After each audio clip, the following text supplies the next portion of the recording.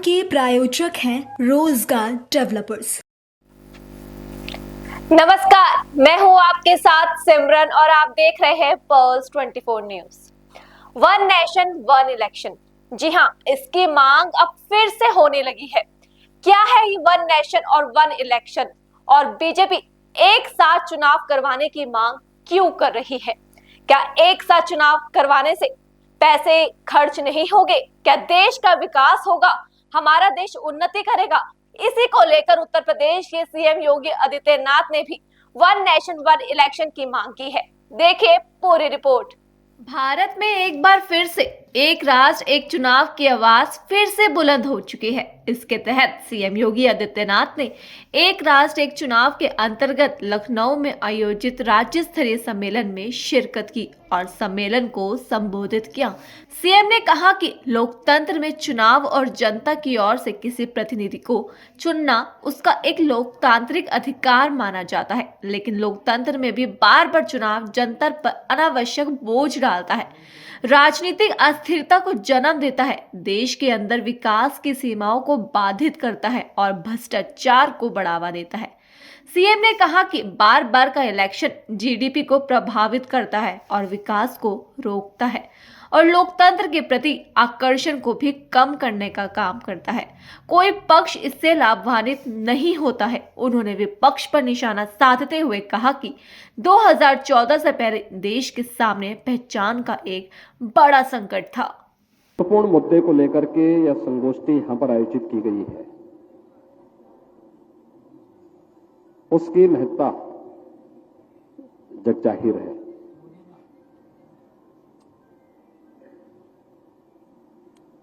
लोकतंत्र में चुनाव और जनता के द्वारा अपनी पसंद के जनप्रतिनिधि को चुनना उसका एक लोकतांत्रिक अधिकार माना जाता है और यह अधिकार उसके लिए लोकतंत्र के सुचारू संचालन के लिए आवश्यक भी है। यह लोकतंत्र की शोभा भी है। लोकतंत्र का सुदृढ़ होना इस देश से महत्वपूर्ण भी है। लेकिन जब चुनाव हर 6 महीने और हर वर्ष में होने लग जाएंगे तो उसके प्रति जो आकर्षण होना चाहिए वह आकर्षण गायब हो जाता है।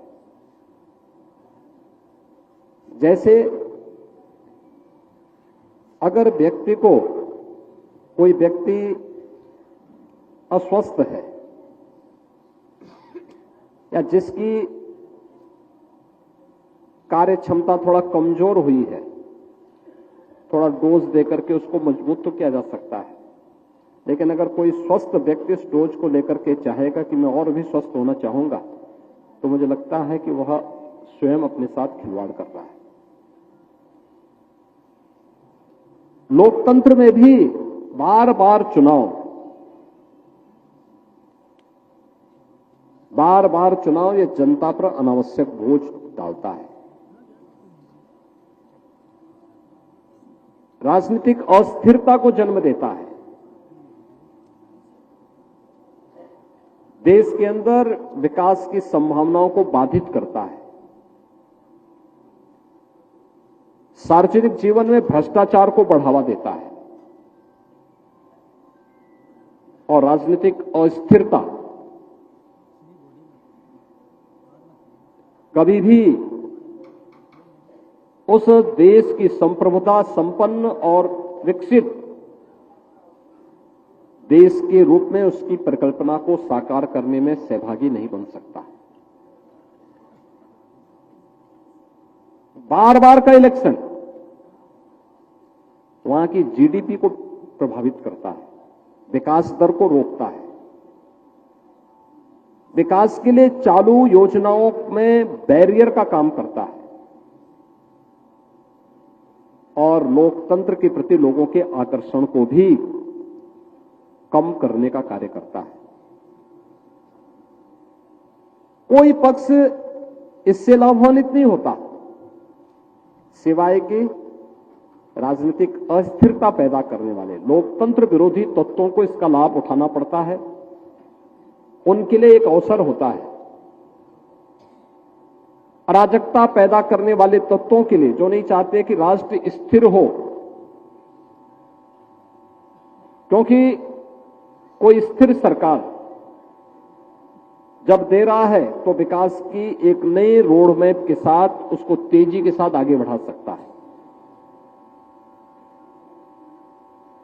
वह सुरक्षा का पुख्ता इंतजाम कर सकता है, नीतियां बना करके समग्र विकास की रूपरेखा को तैयार करते हुए समाज के प्रत्येक तबके के कल्याण का मार्ग प्रशस्त कर सकता है। लेकिन जब राजनीतिक अस्थिरता होगी तो नीतिगत फैसलों को लेने के लिए उसके पास आवश्यक समर्थन का अभाव होगा। रोड मैप बनाने के लिए लोगों के व्यक्तिगत स्वार्थ आड़े आते रहेंगे। सुरक्षा के लिए कार्य करने के लिए जो ठोस और सुदृढ़ कदम उठाने चाहिए वह उठाने में बाधा होगी, और वैसे ही बाधा होगी जैसे 2017 के पहले प्रदेश के अंदर हम सब देख रहे थे। 2017 के पहले आपने उस उत्तर प्रदेश को देखा होगा जिसमें सरकार के समानांतर हर जनपद में एक नई सरकार संचालित होती थी।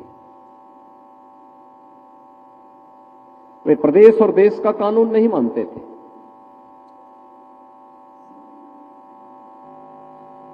उन पर देश के किसी संवैधानिक सत्ता का प्रोटोकॉल का उल्लंघन उनके लिए चुटकी भरा खेल था। संसाधनों पर लूट खसोट करना उनका विशेष अधिकार हो गया था। उन्होंने अपना जन्मसिद्ध अधिकार मान लिया था। और इस प्रकार की माफिया प्रवृत्ति जब भी पनपेगी तो उस अराजकता का शिकार व्यक्ति आएगा, समाज बनेगा, और अंततः पूरी व्यवस्था उससे पथभ्रष्ट होगी और लोगों के सामने पहचान का संकट खड़ा होगा। राजनीतिक स्थिरता कैसे विकास को आगे बढ़ा सकती है, उत्तर प्रदेश उसका एक उदाहरण आपके सामने है। उत्तर प्रदेश में अगर एक स्थिर सरकार नहीं होती तो उत्तर प्रदेश को हम आज देश की एक अग्रणी अर्थव्यवस्था के रूप में स्थापित नहीं कर पाते। याद करिए 1947 से लेकर के 2017 तक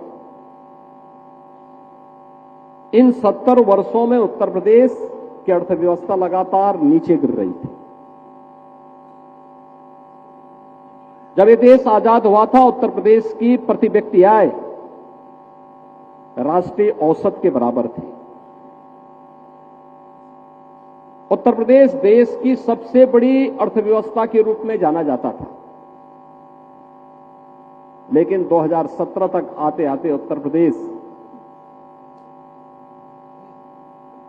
देश की 7वीं अर्थव्यवस्था रह गया। अस्थिरता का आलम यह था कि उत्तर प्रदेश के अंदर कब कौन सरकार पलट जाए, कब आ जाए, कोई भरोसा नहीं था। कब कौन पलटी मार जाए ये भी भरोसा नहीं था। और हर जनपद में एक बड़ा माफिया पैदा करके उसको वहां पर लूट खसोट करने, अराजकता पैदा करने, गुंडागर्दी करने की पूरी स्वतंत्रता दे दी गई थी। ये राजनीतिक अस्थिरता और बार बार चुनावों का दुष्परिणाम है जिसमें ये माफिया राज पनपा है। प्रदेश के संसाधनों में लूट खसोट हुई है, अराजकता फैली है, विकास बाधित हुआ है, हर एक क्षेत्र में विकास बाधित हुआ है और उत्तर प्रदेश वासियों के सामने पहचान का संकट खड़ा हुआ। जो उत्तर प्रदेश के साथ हुआ था वही देश के साथ भी हुआ था। 2014 के पहले देश के सामने पहचान का संकट खड़ा हो गया था। दुनिया के अंदर विश्वास का संकट, देश के अंदर विश्वास का संकट, दुनिया के अंदर पहचान का संकट, और ये लगातार जो अस्थिरता जब भी। उत्तर प्रदेश के सीएम योगी आदित्यनाथ ने कहा कि दुनिया के सामने आज हमारा भारत अपनी पहचान बना रहा है। उन्होंने कहा कि अब देश के अंदर एक वातावरण बन रहा है जो आज प्रदेश की राजधानी लखनऊ में इस महत्वपूर्ण मुद्दे को लेकर हम खड़े हैं। वन नेशन वन इलेक्शन के इस भाव को अभूत रूप देने का समय आ गया है। सीएम ने कहा कि 2034 में देश में एक साथ एक चुनाव होंगे और हम सबको इसका हिस्सा बनना पड़ेगा। सीएम ने कहा कि एक साथ एक चुनाव कराकर हम पैसा बचा सकते हैं और बार बार चुनाव से देश की अर्थव्यवस्था पर भी असर पड़ता है और विकास बाधित होता है, जिसके बाद इस पैसे का उपयोग विकास के कामों के लिए किया जा सकता है। मुझे लगता है कि हर भारतवासी इस मुद्दे का समर्थन करेगा। सीएम ने कहा कि बीजेपी की सरकार को लेकर लोगों के मन में एक नया विश्वास बन रहा है, तो वहीं दूसरी तरफ सीएम योगी ने विपक्ष पर भी जमकर निशाना साधा। मुख्यमंत्री ने कहा कि 2025 में प्रयागराज में आयोजित महाकुंभ जो हजारों साल की हमारी विरासत का प्रतीक है, उसने दुनिया को मंत्रमुग्ध कर दिया था। उन्होंने कहा कि पिछली सरकारों ने इस आयोजन को उपेक्षित रखा। 2007 और 2013 में अव्यवस्था और गंदगी थी, लेकिन जनता ने इसे नकार दिया। लोग पैदल चलकर त्रिवेणी स्नान के लिए आए और उस भाव के साथ उन अमूल्य सुझावों को उसके साथ जोड़ने की प्रक्रिया का हिस्सा कहां पे बनाया जा सकता है। समिति ने इसके लिए अलग अलग फोरम के साथ चर्चा की, अलग अलग मुद्दों पे चर्चा की, अनेक महत्वपूर्ण सुझाव उन्होंने इस संबंध में दिए हैं और उन सभी सुझावों को लेकर के आज जब देश के अंदर एक वातावरण बन रहा है, तब हम लोग भी आज प्रदेश की राजधानी लखनऊ में, जो देश की आबादी का सबसे बड़ा राज्य है, उसकी राजधानी लखनऊ में इस महत्वपूर्ण मुद्दे को लेकर के आज यहां पे खड़े हैं कि इस देश के अंदर व्यापक हित में विकसित भारत की परिकल्पना को साकार करने के लिए वन नेशन वन इलेक्शन के इस भाव को अब मूर्त रूप देने का समय आ गया है। जब आज उसकी प्रक्रिया आगे बढ़ेगी और अभी से तय होगा, एक रोड मैप तैयार होगा।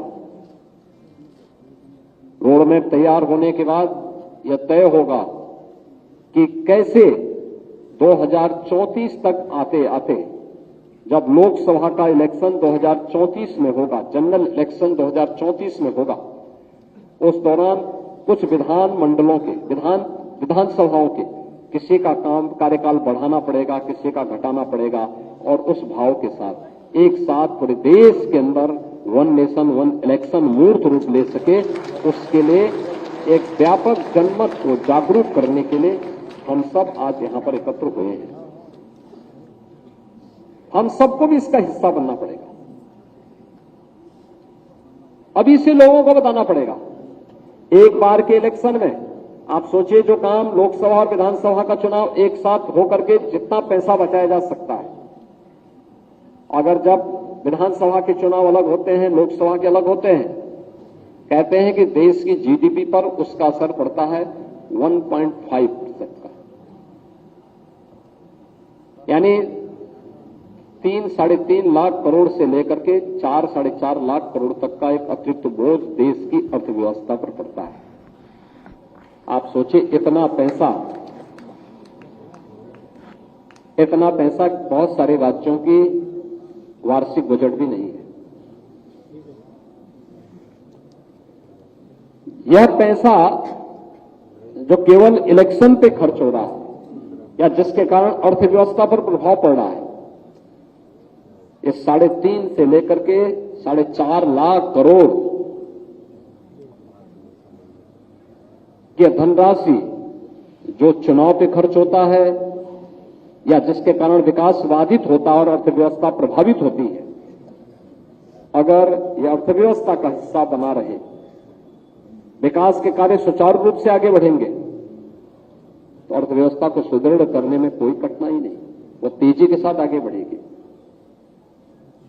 इस पैसे का उपयोग विकास के कार्यों के लिए किया जा सकता है और स्थिरता का दौर समाप्त होगा। मध्यावधि जो चुनाव होते हैं उनके शेड्यूल तय हो जाएंगे। कोई भी मध्यावधि चुनाव अब बचे हुए कार्यकाल के लिए ही होगा।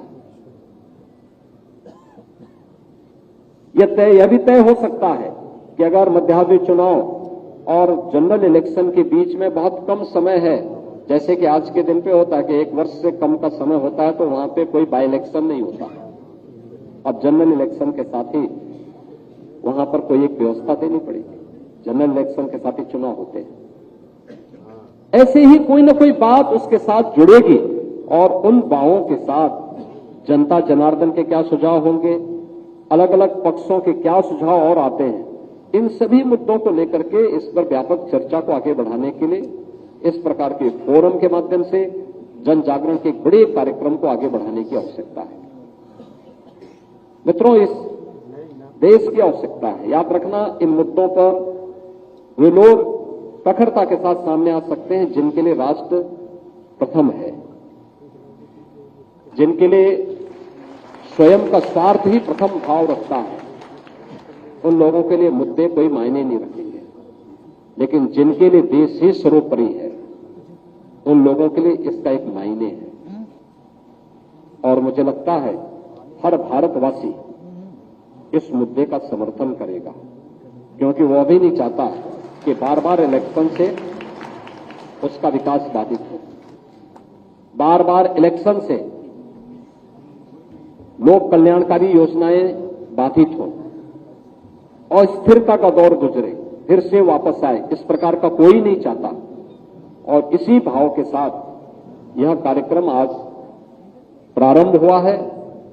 मुझे पूरा विश्वास है कि देश के अंदर वर्तमान में जिस प्रकार का वातावरण बना है, आप में से किसी से छुपा हुआ नहीं, लोगों के मन में एक नया विश्वास पैदा हुआ। और यह विश्वास नहीं तो क्या,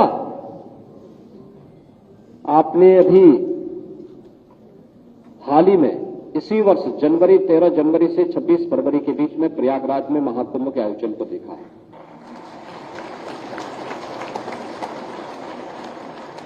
कुंभ के आयोजन हजारों वर्षों की हमारी विरासत का प्रतीक है। हजारों वर्षों से आयोजन होते रहे, लेकिन कैसा बना दिया था उस आयोजन को? पिछली सरकारों के लिए ये आयोजन कोई मायने नहीं रखते थे, क्योंकि उनका एजेंडा ही कुछ और था। ये आयोजनों के पीछे उनको इन आयोजनों को बहुत संकीर्ण दायरे में रख करके उन्होंने कैद करने का प्रयास किया था, और इसलिए कोई सुविधा नहीं देते थे। वहां पे स्वच्छता का वातावरण हो, दिव्य और भव्य कुंभ हो, इसका व्यापक प्रचार प्रसार हो, आने वाले श्रद्धालुओं के लिए सुविधाएं हो, उन्हें हम आयोजन के बारे में सही तरीके से बता सकें और इसे विरासत के साथ जोड़ करके भारत गौरव के प्रतीक के रूप में प्रस्तुत कर सकें, ये कभी प्रयास नहीं हुआ। अगर उन्होंने अपने एजेंडा का हिस्सा बना करके इसको इस रूप में प्रस्तुत किया होता, तो संभवतः 2007 में भी और 2013 में भी कुंभ का आयोजन इसी भव्यता के साथ हमें देखने को मिलते, जैसे 2019 में और 2025 में हम सबको देखने को मिला है। आप कल्पना करिए, 2013 में प्रयागराज में कुंभ का आयोजन था, और प्रयागराज कुंभ में उस समय कुल 12 करोड़ श्रद्धालु आए थे। कुंभ में अव्यवस्था और गंदगी का आलम यह था कि एक देश के राष्ट्राध्यक्ष आते हैं, गंदगी देख करके बड़ी निराशाजनक ढंग से उन्होंने टिप्पणी की, क्या यही गंगा है, और दूर से ही प्रणाम करके चले गए। और 2019 में भी और 2025 में भी आपने देखा होगा, प्रयागराज महाकुंभ के साथ देश और दुनिया का कोई भी ऐसा भारतीय नहीं रहा होगा जो प्रत्यक्ष रूप से भी प्रयागराज में आया और जो नहीं आ पाया, और प्रत्यक्ष रूप से उसकी भावनाएं प्रयागराज के साथ जुड़ी हुई। 66 करोड़ से अधिक श्रद्धालु जनों का प्रयागराज की धरती पर आना, यह लोकतंत्र का ही सबसे बड़ा एक प्रकार का महोत्सव जैसा आयोजन हो गया, जिसके प्रति आम जन का भाव इस कदर जुड़ा कि जो आया वो अभिभूत होकर के गया, जो नहीं आ पाया उसके सामने पश्चाताप के सिवाय कुछ भी नहीं बचा हुआ है। और यह तब हुआ जब हम लोगों ने, भारतवासियों ने इसको अपने विरासत के साथ जोड़ा। हर भारतवासी ने कहा कि नहीं, आयोजन अच्छा है, हमारा है। विपक्षी जितना दुष्प्रचार करते थे, पब्लिक उतना ही रिएक्ट करके प्रयागराज पहुंचती थी, उतनी ही प्रतिक्रिया में प्रयागराज पहुंचते थे कि अब तो मुझे जाना ही जाना है, चाहे कितनी भी असुविधा क्यों न हो। और वहां पर जब भी वह त्रिवेणी में डुबकी लगाता था तो वह अभिभूत होकर के दो शब्द अच्छे कह करके, हम देखते थे, बहुत बार मैं देखता था, लोग तमिलनाडु से आ रहे हैं, कर्नाटक से, केरल से, अरुणाचल से, मणिपुर से, त्रिपुरा से, जम्मू कश्मीर से, हिमाचल से, उत्तराखंड से, और बहुत सारे ऐसे लोग वहां पे थे जो यूट्यूबर, जो विरोध करने के लिए वहां उतरे थे। लेकिन वो जब पूछते थे उन लोगों से कि देखिए सरकार ने कोई व्यवस्था नहीं की, आप कहां से आए, वो कहते थे तमिलनाडु से या कर्नाटक से या केरल से या जिस भी राज्य से था, वो बोलता था मैं वहां से आया। देखिए सरकार ने कोई व्यवस्था नहीं की, वो कहते कोई बात नहीं, हम तो त्रिवेणी स्नान करने के लिए आए। और कहते थे देखो सरकार को व्यवस्था तो करनी चाहिए थी, और कहते थे नहीं नहीं, हम त्रिवेणी स्नान करने के लिए आए। वो कहते, फिर यूट्यूबर कहता था देखो तुम्हें पैदल चलना पड़ रहा है, तो उसका जवाब होता था कि पुण्य मुझे प्राप्त करना है, ये मेरी साधना है, तुम्हें परेशानी क्यों? साधना मैं कर रहा हूं, तुम परेशान क्यों हो रहे हो? अरे जब डुबकी मुझे लगाना है तो साधना भी मुझे करनी पड़ेगी, और इसलिए मैं उसी साधना का हिस्सा बनकर के एक साधक के रूप में मां गंगा के पास जा रहा हूं, मां त्रिवेणी के पास जा रहा हूं, तुम्हें परेशान नहीं होना चाहिए। और ऐसे ही वन नेशन वन इलेक्शन के बारे में भी जो दुष्प्रचार होंगे, जो लोग विरोध करेंगे। सीएम योगी ने लोगों से वन नेशन वन इलेक्शन के समर्थन में जन जागरण की अपील की है। उन्होंने कहा कि विपक्ष दुष्प्रचार करेगा, लेकिन हमें जवाब देना आना चाहिए। देश हमारा है, विकास हमारा है, राजनीतिक स्थिरता हमारी जरूरत है। उन्होंने कहा कि सोशल मीडिया पर इसकी चर्चा बढ़ानी होगी। उन्होंने अनुमान लगाया कि बार बार चुनाव से करोड़ों रुपए का बोझ जनता पर पड़ता है, जो विकास कार्यों में लगाया जा सकता है। 2034 तक एक साथ एक चुनाव का लक्ष्य है, जिसमें कार्यकाल समायोजन और मध्यावधि चुनावों पर रोक होगी। अरे जब डुबकी मुझे लगाना है तो साधना भी मुझे करनी पड़ेगी, और इसलिए मैं उसी साधना का हिस्सा बनकर के एक साधक के रूप में मां गंगा के पास जा रहा हूं, मां त्रिवेणी के पास जा रहा हूं, तुम्हें परेशान नहीं होना चाहिए। और ऐसे ही वन नेशन वन इलेक्शन के बारे में भी जो दुष्प्रचार होंगे, जो लोग विरोध करेंगे, हर भारतवासी को जो लोकतंत्र का समर्थक है, विकसित भारत की परिकल्पना को साकार होने का समर्थक है, उस सबको उसको यही जवाब देना चाहिए कि भाई देश हमारा है, राजनीतिक स्थिरता हमारे लिए है, विकास हमारे लिए है, विकसित भारत की परिकल्पना को साकार हमारे और आने वाली पीढ़ी के हित में मोदी जी कर रहे हैं, तो वन नेशन वन इलेक्शन में तुम्हें परेशानी क्या है? यह जवाब उसको जरूर आप दीजिएगा। अगर आप देने में सफल होंगे और व्यापक जनमत के इस अभियान के साथ जुड़ेंगे, तो सोशल मीडिया प्लेटफॉर्म पे भी इस पर व्यापक चर्चा को आगे बढ़ाने की आवश्यकता है। अलग अलग पक्षों को लेकर के ये बार बार के इलेक्शन कैसे विकास में बाधा पैदा करते हैं, कैसे अर्थव्यवस्था को तबाह करते हैं, कैसे राजनीतिक अस्थिरता को जन्म देते हैं, कैसे माफिया राज को बढ़ावा देते हैं, कैसे पर्व और त्योहारों में बाधा पैदा खड़ा करते हैं। इन सभी बातों को लेकर के एक दूसरे के साथ सभी जुड़ी हुई है। इन सभी मुद्दों को लेकर के अगर आप आगे बढ़ाएंगे तो निश्चित ही 2034 में वन नेशन वन इलेक्शन साकार होगा और 2034 से फिर देश के अंदर एक चुनाव 5 साल में होंगे और 5 साल के अंदर होने वाले उन चुनावों के कारण 5 साल के अंदर होने वाले उन चुनावों के कारण देश के अंदर लोगों की विकास के कार्यों को तेजी लाने में, एक व्यापक रोड मैप बनाने में और बार बार के इलेक्शन में होने वाले खर्च पर रोक लगाने में मदद मिलेगी और उस पैसे का उपयोग देश के हित में, आम जन के हित में, गरीब कल्याण के लिए, इंफ्रास्ट्रक्चर को सुदृढ़ करने में उस पैसे का व्यापक उपयोग किया जा सकता है। मैं आज के इस आयोजन के लिए श्री संदीप शाही जी को, श्री अनूप गुप्ता जी को और इस आयोजन समिति से जुड़े हुए सभी पदाधिकारियों को हृदय से धन्यवाद देता हूं। माननीय कल्लाद जी का हृदय से अभिनंदन करता हूं। धन्यवाद। जय हिंद। क्या 2034 में देश में वन नेशन वन इलेक्शन होंगे? सीएम योगी आदित्यनाथ ने साफ किया है, अगर देश को तेज गति से आगे बढ़ाना है तो चुनावी सिस्टम में बदलाव है। उन्होंने कहा, हर साल चुनाव कराना केवल राजनीतिक गतिविधियों को नहीं बढ़ाता, बल्कि इससे विकास योजनाओं की गति थम जाती है। इतना ही नहीं, सीएम योगी ने अपने भाषण के दौरान विपक्ष को भी आड़े हाथों लिया। सीएम ने कहा कि विपक्ष की सरकार के समय प्रदेश के और भारत के सामने पहचान का बड़ा संकट था, लेकिन मोदी सरकार में देश को पहचान मिली है। हमारा देश की अर्थव्यवस्था 5वें स्थान पर है, लेकिन कांग्रेस की सरकार ने देश को सिर्फ और सिर्फ पीछे धकेलने का काम किया था।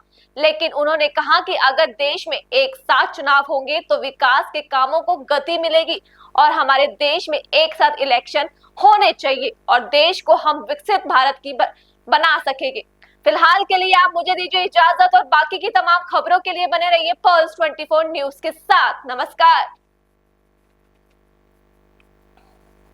इस प्रोग्राम के प्रायोजक थे रोजगार डेवलपर्स।